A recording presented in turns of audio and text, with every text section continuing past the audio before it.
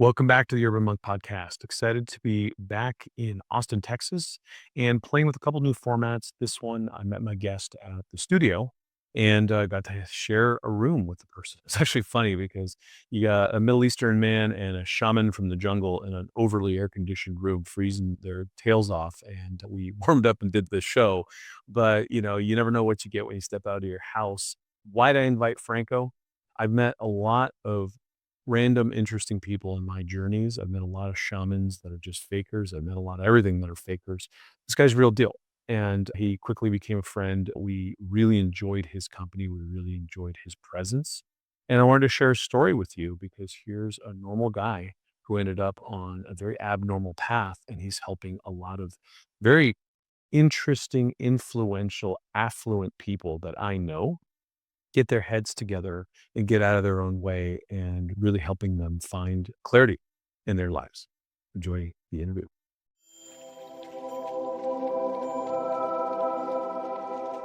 My friend, it's nice to see you. Nice to see you too. We just met not too long ago. Fast friends. Very happy to have met you. I meet a lot of people in this space. Most of them are bullshit. Most of them are clowns dancing, right? Most of them are trying to get followers and do the thing. When I met you, I said, "There's a real person doing real work." So thank you. Thank you for that. I would love to get a little of your backstory, of how you ended up where you ended up, and how a particular gentleman brought you something as a gift, and how that kind of launched you into this version of what you're doing now. It's a long story. I will compress it. I was a basketball player and I was gonna get a scholarship for university and I was gonna come to America. My brother had a scholarship here. And I was about to enroll in university and I got hurt and I had knee surgery. And then I was like, okay, so I cannot play anymore. I knew that after that surgery, it was not going to go forward. I was not going to play to the level I wanted, so I had to find a different way. Then I finished high school and I went 6 months for traveling, backpacking. And after 6 months, I was like, okay, I got to go back. I was enrolled in university and I was just in the south of Spain and I could see Africa. So I had to take the decision. And I just called my parents and say, I'm not going back home. Home being Mexico. Yeah. Then I started my trip in Africa and I stayed 1.5 years there. I bought a donkey and I traveled 4 months with my donkey and my friend, he was a clown. And we were doing like these circus shows in the tribes. We were going off-road. So no phone, no maps, no nothing, just going. And arriving in these tribes and making circus surreal. And then the clown left and I continue. I found a Rasta man. We traveled together. And then I had to let the donkey because we arrived in this national park and donkeys were not allowed. So I gave the donkey for my friend. And then I continue and that's where I start to play music. So I found this person that was from generations of musicians. And I was just feeling that music was for me. So I stayed with him 6 months and that was my music initiation. After that, I just kept traveling. Then I bought a car in Mexico and drive all the way to Panama. This was like 6 months and this was like a trip for learning. So we bought a guitar, we bought a didgeridoo, juggling stuff, surfboards, and it was me and a friend, and there was like no party, no girls, no nothing, just learn. And we just surf and juggle in the beach, play the guitar, and that's when I started to sing. And I would try to learn songs and it wouldn't come. And then I would keep the same chords and I just started to sing whatever comes. And that's where the magic started to happen. So I've always been more an improviser than a performer. And I really want to learn to perform one day and be able to learn songs and make a show. But really, I'm not a performer. I'm not a showman. If you ask me, sing this song, if it's not the right time, I can't do it. And I really want to learn, but it's something that hasn't come yet. Then I thought that I was gonna go traveling forever, but then it started to get heavy, you know. I was backpacking for 7 years, learning all these instruments. I've learned 6 languages. It was all about learning, and I wanted to buy books and start to do permaculture. So I was like, okay, I think I need to stop in one place. And then I came to this national park, this place that is in the middle of nowhere, and it has a circus and waterfalls, and it's in the middle of a national park, and there is a lot of artists, and the community there is just like, how is this possible? It's the amount of art you find in a city, but you're in this little town, and there is music festivals and music school and circus school and all these things going on. So then I bought a land because I never really felt good of renting. So I knew if I would stop in a place, I would start a laboratory of permaculture and art. This was the beginning. Then when I bought the land, it just started to reveal itself that it was a temple. And all the process of discovering that was a temple and what does it means to build a temple and what is it for, and all this process that we were discovering. And also it was like up in the mountain, you have to cross a river. There is no bridge. We tried to build the bridge 3 times, but the river take it away. So we have to cross the bridge, then walk like 500 meters, and then you arrive to the start of the hill, and you go up the hill for 10 minutes up, and you arrive in the temple. So it's really challenging, and it was really steep. So we had to dig everything by hand, no machine.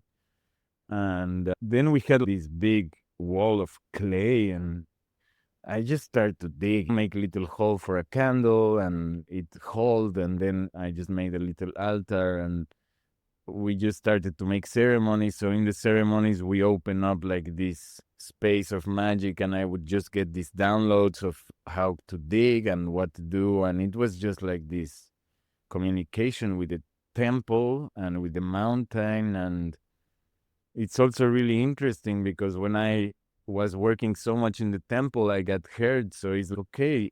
Does it make sense to get hurt working, building a temple when my temple is myself? This is my real temple. So it has come a lot of, it's a lot to be dealing with the energy of a temple and all this brings into your life. And we've been doing a lot of research for 7 years with fasting, with yoga, with different disciplines, with medicines, with many different things. And after 7 years of strong research, we open up like our work to the community. It like finished the cycle. And now we've been like 13 years working with the temple, and we have a big work with the community, and it's just really happening. And it's not I wanted to build this thing or I had it planned, or it's just more about listening what life is bringing and just really embracing what life is showing, and also take responsibility because it's a lot when you really get to touch your mission. It whoa, that's I gotta get things going, you know. There's a lot of really interesting nuance in how this happened. A story I have some particular affinity for is how the water worked its way through and told you where it wanted to go, and how you had to craft the work of the temple around the intent of the water going through. I'd love for you to share that part of the story. Yes, please.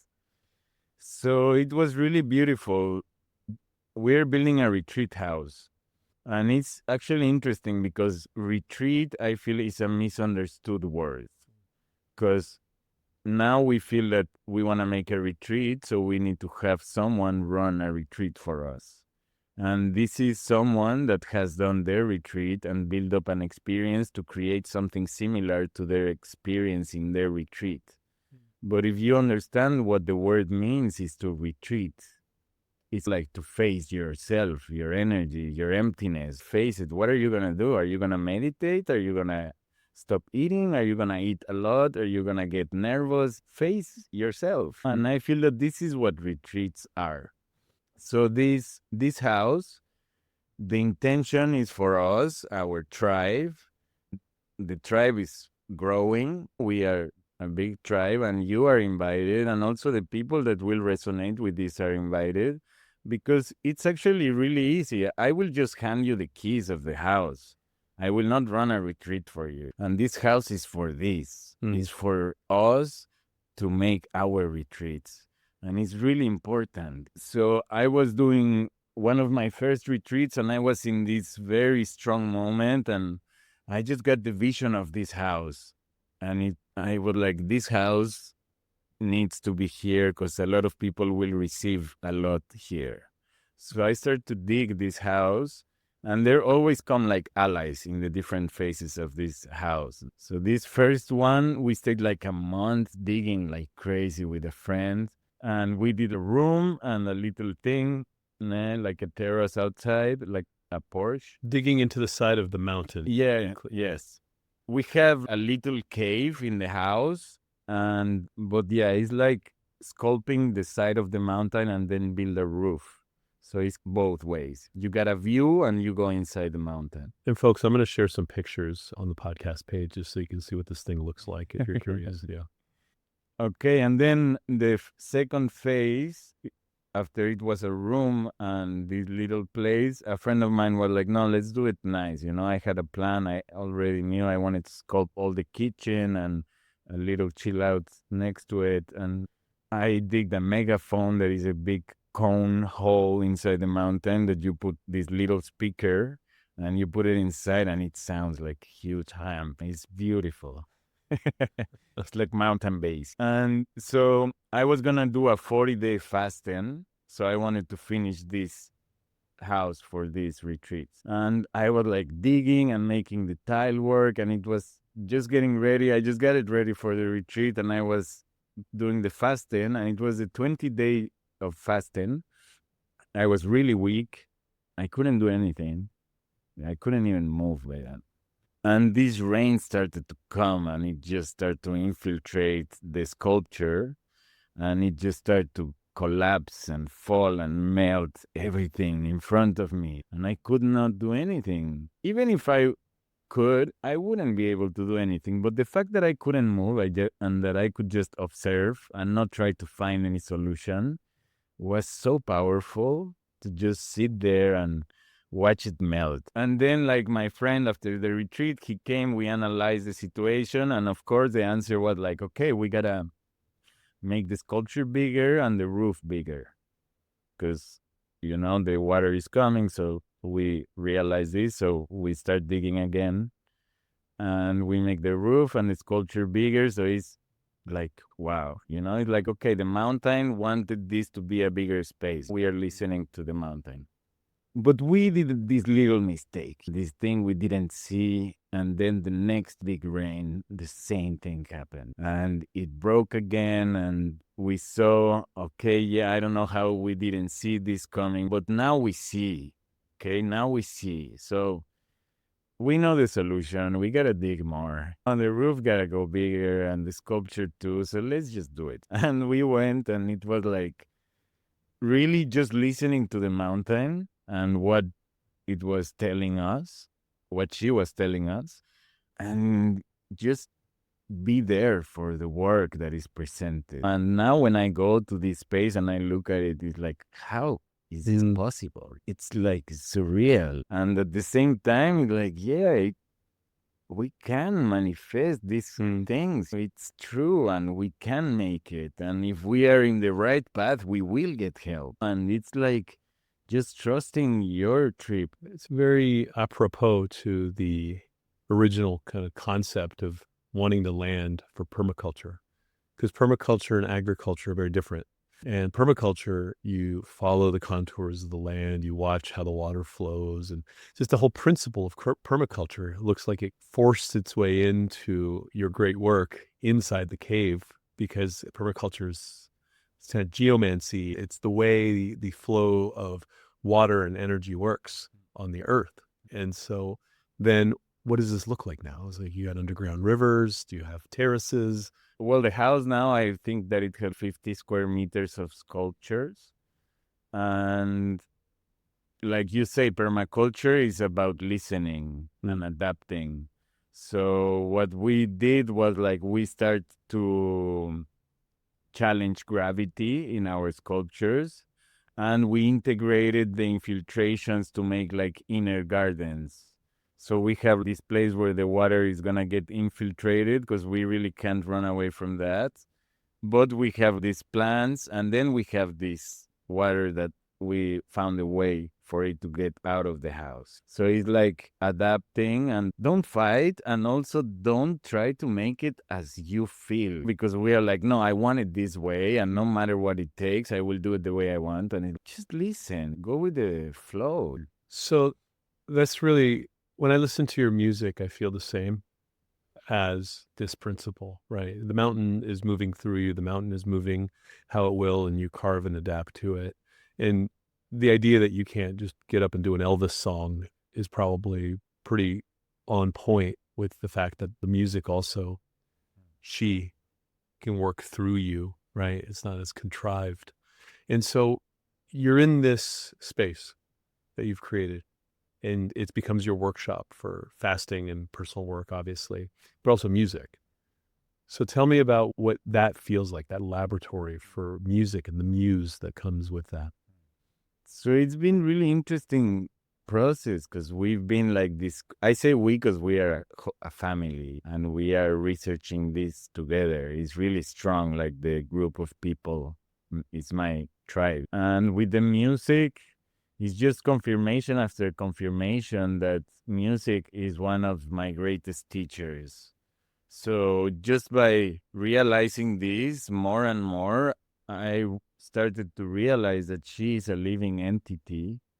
And then when you realize that music is present in all the rituals, in all the temples, it's like the praying, the evolution of the prayer is the chant. Because when you have a harmonic wave, it expands more far into the universe and more far into our DNA. So it's a need of the frequency to expand more. There is an old saying that say when you sing it is word 3 times. Mm. So it's adding power and expansion to your frequency field, and it's physical. Realizing all this power is like we came to realize that is the goddess music. She is a divine, very divine entity. You can see like Krishna, Shiva, Ganesha, a lot of like the ancient gods have a flute or a drum, or it's something related to music. So just by realizing the great power of music, we realized that we were working with a living entity and she's the goddess music. So I work with her and I call her and I let her know that I'm open to receive and open to learn. And I also learned to pay attention and listen really closely, because it's more than singing as an art thing, because they have made us believe that music is related to art, and it is related to art, but this is like down here. There is a connection with music that is much more important than the art department. So if we can actually transfer this and take music out of the art department and put music at service of a recognition of our own frequency, at service of like rediscovering ourselves, of connecting to, you can call it the divine, the universe, the creation, but this thing that doesn't go through the mind.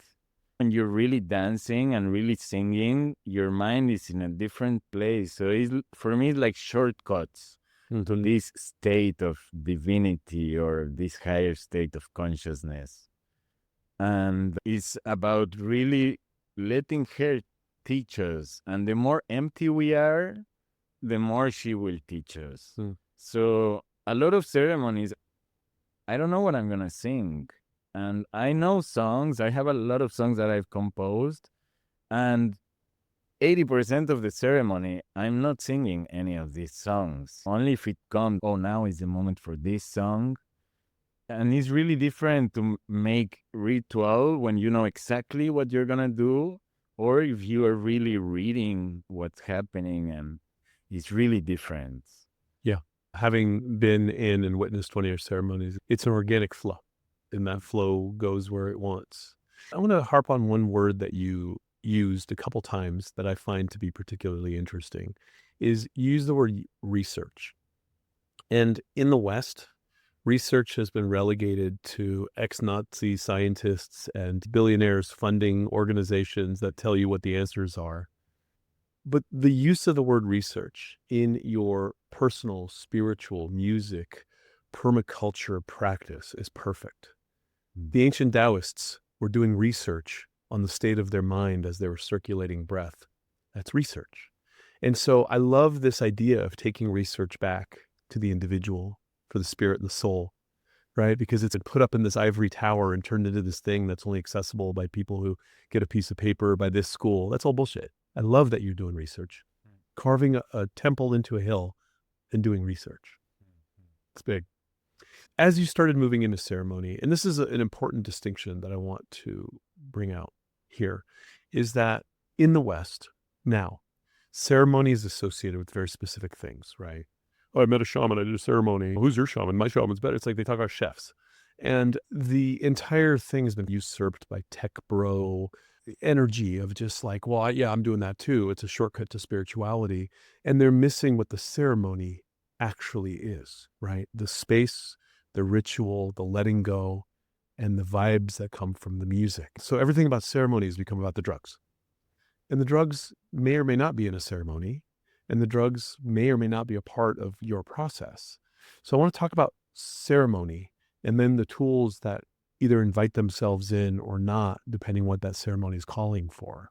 Yeah, so I used to work only in very strong shamanic ceremonies, and it's like a very serious space.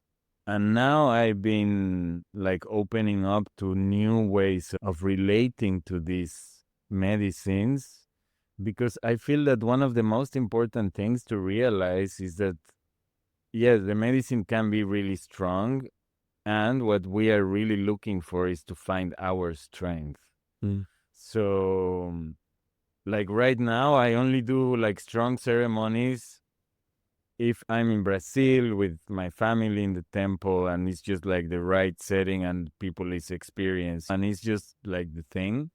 Because I really had amazing results with very little medicine. Because when the medicine is really strong, you feel like that the medicine is really strong, and then you give this force to the medicine. When the medicine is not that strong, then you can interact with the medicine. Mm.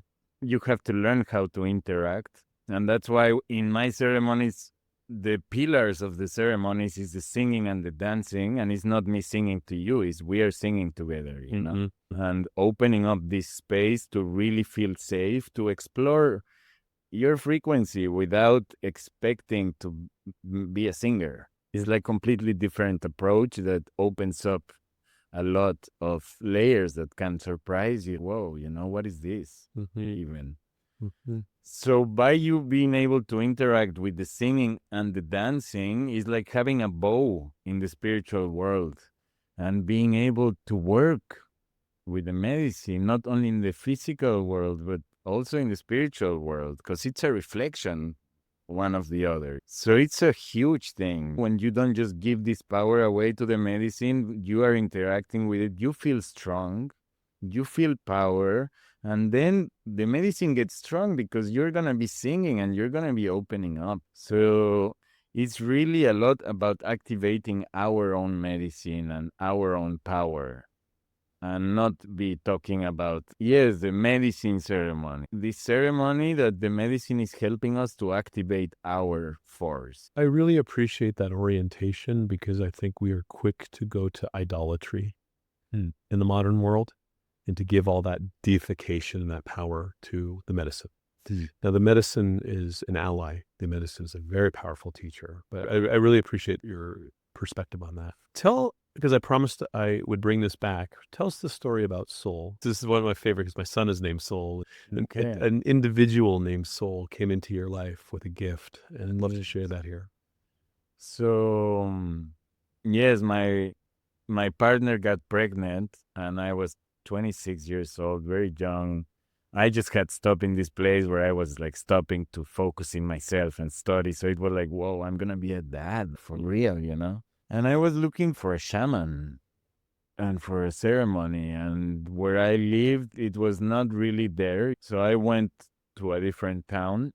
And the day that I came, I met this man called Sol. He was 82 years old and he played violin.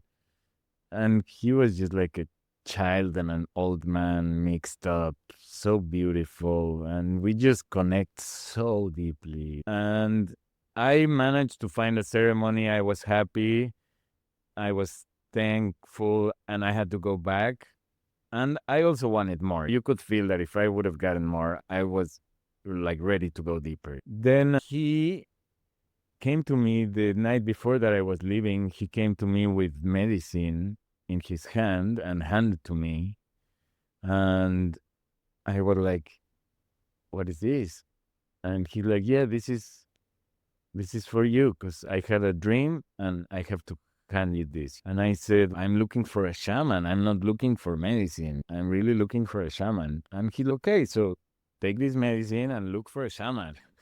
It's up to you. My job here is done. Yeah, like my dream came up till this point. If the next instructions would have come, I would tell you, this is it.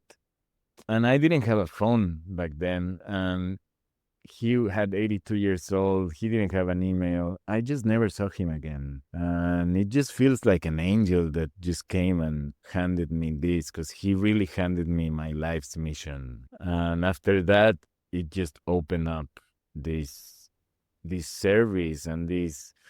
I say when you connect to your mission, it's also a big responsibility because many times I would, what am I doing?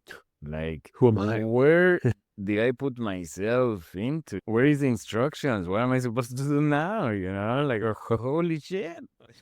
So, yeah, it's been a lot of facing the unknown, like, really. And now that we see it, because we are a family, that I started alone, but short after I started, we were a group holding the space. And now that we see all that we went through, and it's like, whoa, and respect, because it's a lot of courage. Like, we really went for it. So we are really like having a lot of reverence also for really listening and being brave enough to find out what was that calling. I love that you're here. I don't know, given the circumstances I'm in my life, young kids, football practice, all the stuff, that in the next year, 2, 3 years, I would have carved out the space to cross a river with no bridge and climb a mountain to find a temple. I had done that in my 20s. I'd done that in my 30s. I'm in a different phase of life right now. So I probably wouldn't have found you in this version, this chapter of my life. And I'm the urban monk. Like this is stuff that I do. I'm just in a different chapter. So you're here. And I think that it's a very powerful thing because you're now being brought, right now we're in Austin, Texas.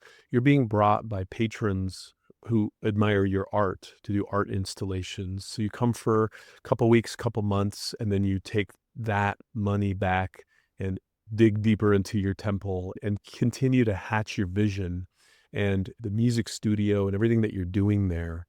I just think that it's such a cool tethering between the worlds. And I could see this, the velocity here certainly isn't the velocity of where you live. It's fast, like being in a microwave oven. But you come here, you hold the space, you do the art, and then you go back and you keep digging into the wall. So tell me about your vision. And I would love for my audience to help you co-create this by donating or visiting or whatever it is to help this along. Thank you for opening this space and for having me here. And also, since I met you and your wife, it was like very interesting, the resonance, very direct, and I really appreciate that. So, the project is this dream because we actually built the recording studio and we built the retreat house. But we built it ourselves. We went, we cut the wood, we peeled the wood, we built. And after 10 years, like last year, I fixed 20 holes in my roof for water. And when I was like counting these 20 holes that I was fixing, I was like, I need a proper place. I need a proper laboratory. I feel I deserve it. And there is people coming and they deserve it. And it just really makes sense because as I say, we are in this research. We are building this temple laboratory, and this retreat house is really important to make our retreats. And it's a place to receive new information. And then the recording studio that is down by the river, it's going to be a place where we can actually record this information and share it. Mm. So I just feel that it's just like a scientist just needing the tools that it needs for keep studying and also to be able to share this with the world. You say art, and we talk about art, and you say you come here and make these art installations. I'm not sure if this would be the way that I see, because I come here and create these spaces that I feel that facilitate and create an environment to get this work done. For example, the paintings that I do, they are not like artistic compositions. They are codes, and they are activated, and they are working in the space that they are. So it's more than a art thing. I feel that it's a frequency portal or an altar, and it's something that is have a more deep work. It's not decoration. Mm. It's not a decoration. And also, what I come to do here is, like I say, it's not a performance, and it's really about about working. When you're gonna go to a ceremony, it's spiritual work. So let's work spiritually. Let's find out how can we work spiritually and not just put a blindfold and lay down and just trip. So it's this thing about really research, you know? Research. I think there's an interesting distinction in semantics here, because some would hear that and say, but that's true art, is a timeless transportation. It becomes a portal through creativity. But art and music and all these things have been so usurped by industries and made more base that I think I understand your stance on the words and the nomenclature. But I can tell you my personal experience as we sat, my wife and I, with some good friends, sat with you in ceremony. I couldn't help but think of my children, because we were in a particular part of song where you pick a vowel and you come in on the vowel and then move through the resonance of the room and harmonically go wherever it's going. And it was really about not trying, not being a singer, not anything, not being in the room, but being a part of this vibratory soup. And it just came to me very strongly that my children need this now. Maybe so for musical ability, but for their ability to stand in their voice and stand in their being and have them resonate with their spirit. So the connection of voice to spirit and the work that you're talking about is very clear to me. Like next week, we're gonna go to Frankko, the cave that he's in right now in Austin. There's caves here too, and take my children to have this experience of music, unlike what you hear on the radio, unlike what the piano teacher is teaching, music as it is. And I think there's something very pure and special about that. And that, I think, is something I didn't get. I struggled, and I picked karate over piano and fought about it the whole time. I didn't get the muse of music growing up. And I think as a gift to my children, it's my responsibility to help them step out of their own way and let it move through them. Yeah, so actually of course it's about music, but it's even before music. It's frequency work. And it's not a music class, it's voice activation. And what I can just say is that the world deserves to hear you express yourself safely and just expand your frequency feeling safe. Mm. And that's a lot. That's more than most people can say they've ever had. They're always worried about what people are looking at them and judging them. Yes. And it's our voice, it's how we expand our frequencies, how we touch the other people. So also some of the really deep work that I do is to go and use our deep air. Because now everything is here, so everything is fast. So we breathe superficially, we speak superficially from the throat, and we even take like higher notes, so it's more penetrating. So it's like really, instead of getting your deep air, when you touch your depth, then you give yourself fully. And it's just by really taking it out of the superficial level that you can actually really your true self. It's really deep. It resonates very deeply with a lot of the Taoist stuff my audience has been hearing for years, in that you can't even activate your true parasympathetic nervous system without pulling your diaphragm down and breathing through your navel and below. And that's the same place we're calling on for the voice. So there's something very powerful and primal in that. And it's a firsthand experience. Talk is cheap. It's a firsthand experience. I don't know how much you've recorded, to tell you the truth. Maybe I'm a little ashamed to say. I don't know what work you have out, because we just met. Is there a way we could sample your music? Is there a way we could sample some of your stuff to the audience who's looking to Yes. enjoy it in some way and see if this is a path for them? Yeah, I have an album that I recorded it like 6 years ago, and it's in SoundCloud. I haven't released it. I don't know. This digital world is so crazy. I just found out that if you put your music in Spotify, you will feed their AI and they can take and reproduce and have your rights. And it's this crazy thing going on. So this is one thing that why I haven't released. I will give you the link. So if people want to listen to this album, they can.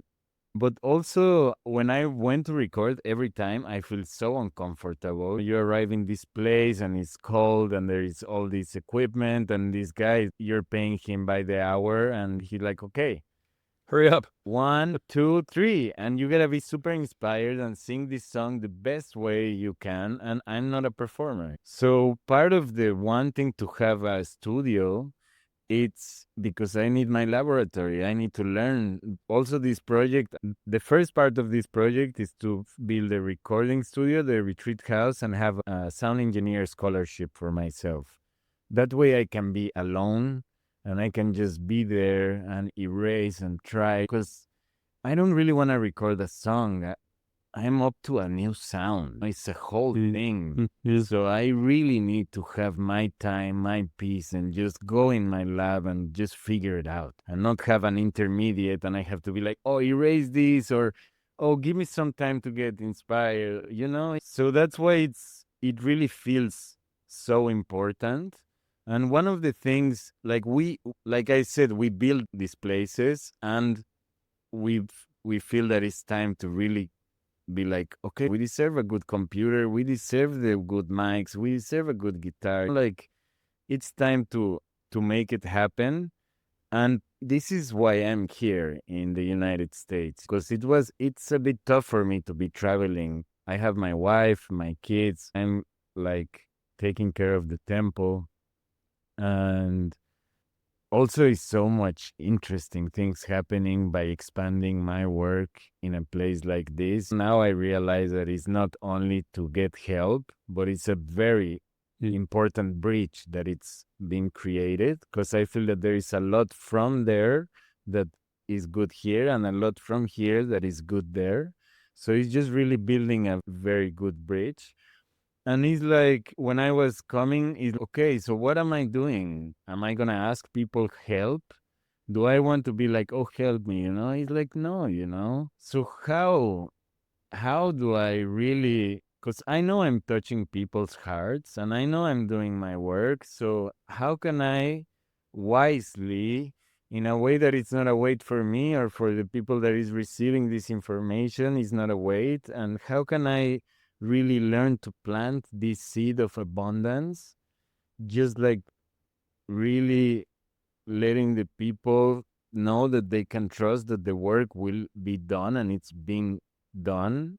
If we don't receive help, we will do the work, but it will take us much more time. And my hands don't want to build. I want to play the flute. I want to paint. So it's just one thing to put everybody in the right place for this work. And like, we have a lot of incredible artists, like doing kind of works that it meant you should be composing Mm. and you should be doing this. And instead of, okay, we gotta make this happen, we gotta cut these trees, and it's just manifest it so it comes, and also learn it for the things to come in an easy and fun way. It's like being creative, because we've been also taught that it was gonna be difficult Yeah. and that we had to work hard to make our dreams come true.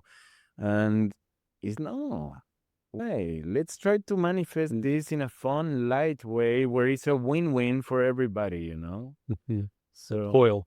I think there's a lot of misread of scripture and toil and what it takes to and if you put your hands in the dirt long enough, you realize that pretty much the earth takes that seed and the sky brings water.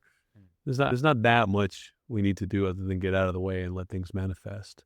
But you are in a manifestation rocket ship here in Austin, Texas. There's incredible affluence. There's incredible energy behind some of the people that we know in common, and people who are starving for something. So you're also bringing something that is incredibly lacking in the lives of a lot of the folks in this world. They can't stop time, and they're compressed in time. So I think it's a bridge, and it's working both ways really powerfully, and I'm really enjoying watching this. So we'll share links. Do you have a website? I'll share it all through the podcast anyways, yeah. but do you have a website that people can go to? Yeah, the thing about this, I've been talking so much about this project because I'm like launching it, I think in 10 days.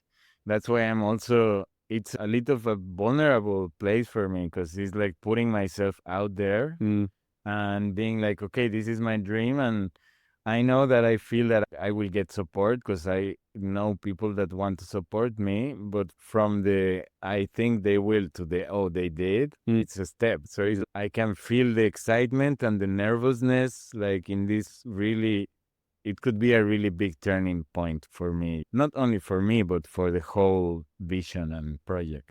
That the gap between what you're talking about there, the pathological area psychologically in Chinese medicine is called worry, and the spiritual fix is called faith. So you're in that space now where you're in the new territory where you just have to have faith that you're going to do and it's going to manifest how it will. I'll help you with it. I know how to use computers, but we'll get it going. We got 10 days. Thank you very But I'm a big fan of you. I'm a big fan of your work. My wife and kids love you. It's just you're going to be in our family for a long time, and so I'm here to help. And thank you very much. And I feel that it's not you're gonna be in my family, is we are family. You're our family. Yeah. And I can wait for you to meet my family as well. I'm going to bring my kids Yes. to play with your kids Yes. in Brazil. Please. Yeah, love it. Thank you. Thank you. Well, I certainly hope you enjoyed that as much as I did. I love Franco. He's already back in the jungle. I don't know when I'll see him again. I will put links to his charity so that if you are so inspired, you could help support the work that they're doing, building out the studio, carving out the temple in the mountain, and you can go visit. They invite people to go out there. It's really a beautiful community, beautiful people, beautiful thing. Let me know what you thought of the show. I'll see you in the next one.